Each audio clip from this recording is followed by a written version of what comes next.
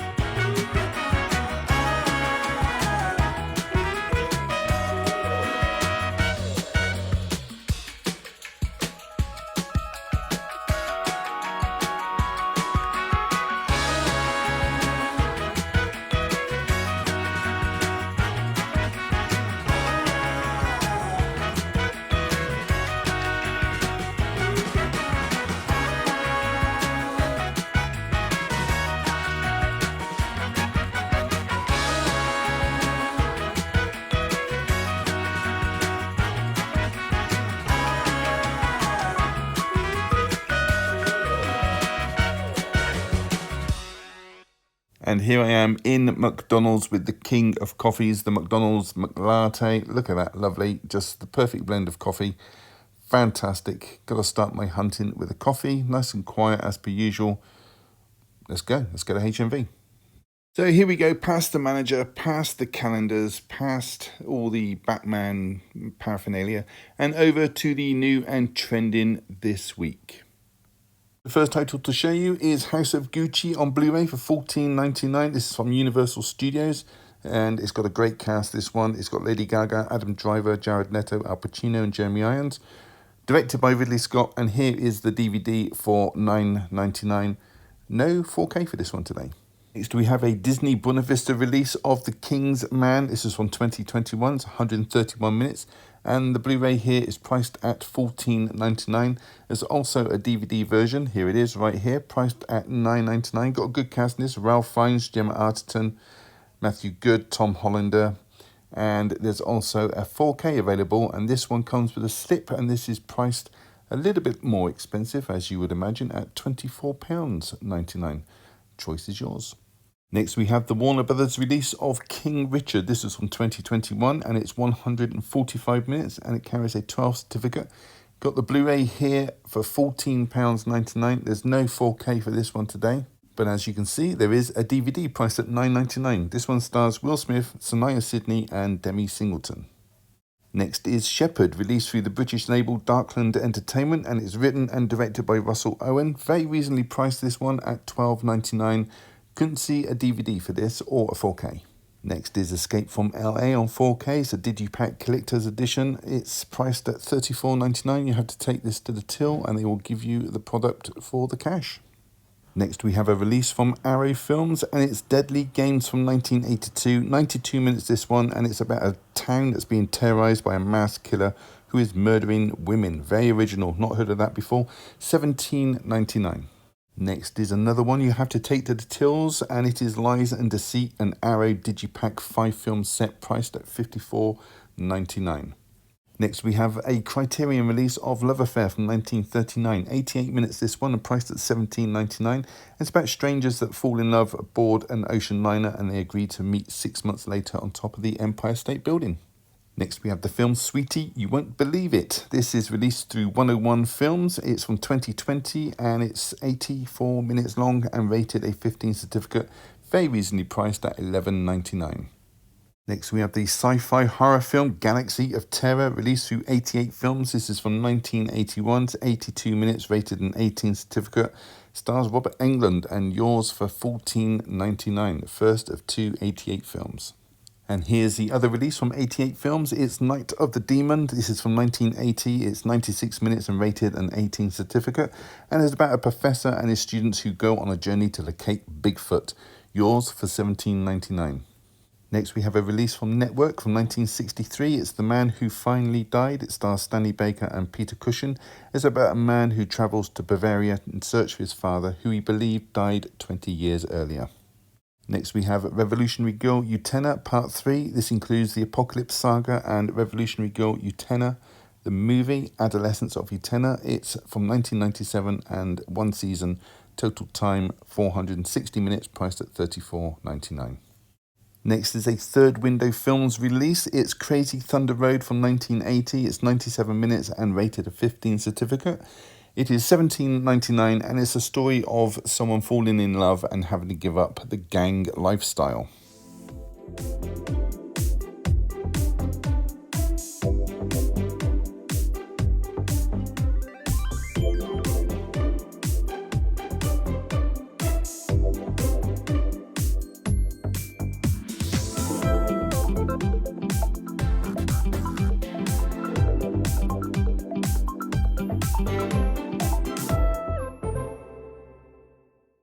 And here it is, Dick Johnson is Dead. It's a Criterion release from 2020, 89 minutes, and it's about a daughter who's helping her father prepare for the end of his life, priced at $17.99. And here is the last of the new releases today in HMV. It's Young Guns 2 from Final Cut Entertainment. The film's from 1990, 104 minutes long, and although there isn't a price on it, it is priced at $14.99.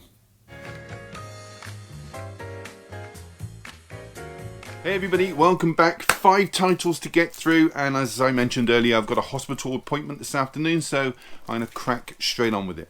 So the first title to show you is from CEX, and it's 11/22/63. It's a mini-series based on a novel of the same name by Stephen King.